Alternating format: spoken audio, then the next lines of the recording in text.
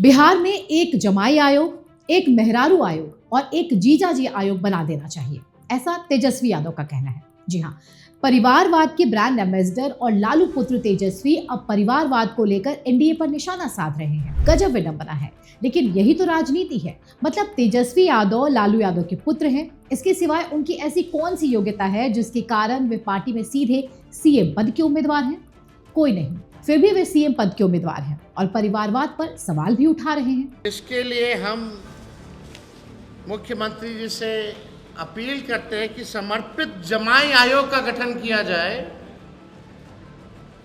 रामविलास पासवान जी के दामाद को आयोग में जगह मिली है, अशोक चौधरी जी के दामाद को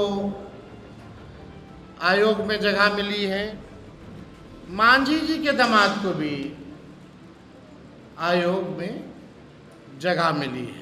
खैर, सवाल ये है कि क्या चुनाव में तेजस्वी का परिवारवाद का ये कार्ड आरजेडी के लिए बैकफायर कर सकता है? जवाब है निश्चित तौर पर कर सकता है। इसके पीछे कारण ये है कि राबड़ी देवी को मुख्यमंत्री बनाकर मेहरारू आयोग की नींव लालू यादव ने रखी थी।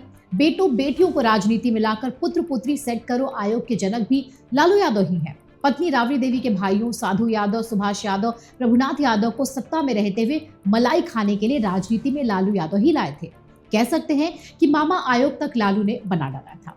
ऐसे में अब अगर तेजस्वी यादव इस मुद्दे पर राजनीति करेंगे तो इसे कुल्हाड़ी पर पैर मारने के सिवाय और क्या ही कह सकते हैं। ऐसा इसलिए भी है क्योंकि बिहार में एनडीए की सरकार है जिसमें बीजेपी और जेडीयू दो बड़ी पार्टियां हैं। मजे की बात यह है कि दोनों ही पार्टियां घोर लोकतांत्रिक हैं और परिवारवाद से कोसों दूर दिखाई देती हैं। बीजेपी में तो खैर कभी परिवारवाद रहा ही नहीं और शायद रहेगा भी नहीं, क्योंकि बीजेपी पूरी तरह से कार्यकर्ताओं की पार्टी है। कोई भी एक व्यक्ति या एक परिवार ऐसा दावा नहीं कर सकता कि बीजेपी उसकी पार्टी है। दूसरी तरफ जेडीयू में भी नीतीश कुमार के परिवार का कोई भी शख्स अभी तक सक्रिय नहीं था। लंबे समय से नीतीश बिहार के मुख्यमंत्री हैं, इसके बाद भी उनका बेटा अभी कुछ दिन पहले तक राजनीति से दूर था।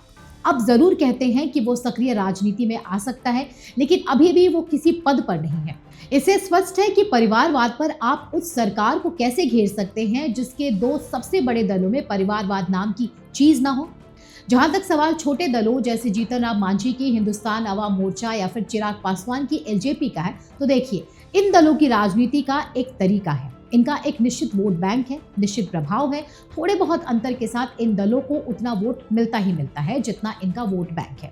ऐसे में अगर इन दलों ने अपने कोटे से किसी आयोग में किसी संबंधी की नियुक्ति करवाई है, जैसा कि तेजस्वी दावा कर रहे हैं, तो फिर इसके लिए इन दलों की राजनीति जिम्मेदार है, न कि सरकार। वैसे तेजस्वी यादव ने जब इस मुद्दे को उठा ही दिया है तो उन्हें बताना चाहिए कि अगर वे परिवारवाद के विरोधी हैं तो क्या वे भी राजनीति से संन्यास ले रहे हैं? क्या उनके भाई और विवाहों को लेकर चर्चा में रहने वाले तेज प्रताप यादव, उनकी सांसद बहन मीसा भारती भी राजनीति छोड़ रही हैं? देखिए, हम नहीं कहते कि ये लोग ऐसा करें, लेकिन सवाल ये है कि अगर कोई नेता एक विचार के लिए लड़ता है तो पहले उसे अपने ऊपर लागू करके कम से कम एक उदाहरण तो पेश करना चाहिए।